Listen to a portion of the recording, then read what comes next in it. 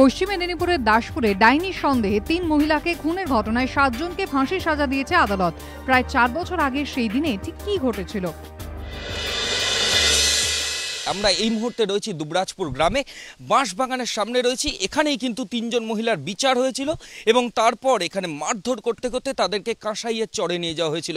সেই দিন ঘটনাস্থলের কাছাকাছি যারা ছিলেন, যারা বাধা দিয়েছিলেন কিন্তু পারেননি, এমনই একজন প্রত্যক্ষদর্শীর সঙ্গে কথা বলে নেব। ঠিক কি হয়েছিল আপনার কাছে একটু জিজ্ঞেস করুন। এখানে সেই দিনে ৩ জনকে মিটিংয়ে বসানো হয়। মিটিংয়ে বসানোর পরে এখান থেকে পিটিয়ে নিয়ে গেছে কাঁসাই নদীর পার্কে। সন্ধ্যা 7:30টার দিক করে নদীর সে পার্কে নিয়ে যেয়ে বালিতে পুঁতে রেখেছে, মেরে দিয়ে। ডাইনি অপবাদ দিয়ে এই বাঁশঝাড় সংলগ্ন যে কাঁসাই নদী রয়েছে, সেই কাঁসাই নদীর চরে কিন্তু ৩ মহিলার দেহ পুঁতে দেওয়া হয়।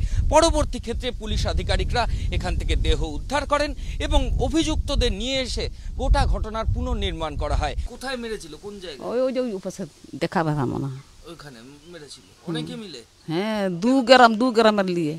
কি জন্য? কি ওই যে ডানের ব্যাপার লিয়ে, কিন্তু ওই ডান জানেনি বৌমা, বিনা দোষে মারলো। গত 13ই মে এই মামলার 14 জন অভিযুক্তকে দোষী সাব্যস্ত করে ঘাটাল মহকুমা আদালত। সোমবার হয় সাজা ঘোষণা। এক মহিলা সহ 7 জনকে মৃত্যুদণ্ড দেন বিচারক। 6 জনের যাবজ্জীবন কারাদণ্ড ও 60,000 টাকা জরিমানা হয়েছে। এক দোষীর 9 বছরের কারাদণ্ড ও 50,000 টাকা জরিমানার নির্দেশ দেন বিচারক। কেন মেরেছিল? ডাইনি হিসাবে। ডাইনি অপবাদ? হ্যাঁ, ডাইনি অপবাদ দিয়ে।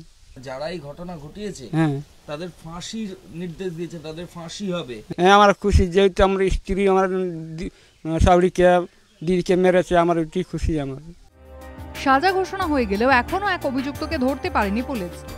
ডাইনি সন্দেহে হত্যার ঘটনায় অন্যতম অভিযুক্ত থবা সিং এর বাড়িতে এই মুহূর্তে আমরা রয়েছি দুবরাজপুরে।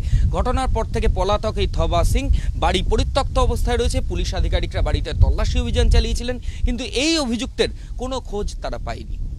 ডাইনি সন্দেহে একই পরিবারের 3 মহিলাকে খুনের ঘটনা একসময় শিরোনামে এনে দিয়েছিল দাসপুরের দুবরাজপুর গ্রামকে। বাসিন্দাদের একাংশের কাছে সেই অভিজ্ঞতা আজও যন্ত্রণার।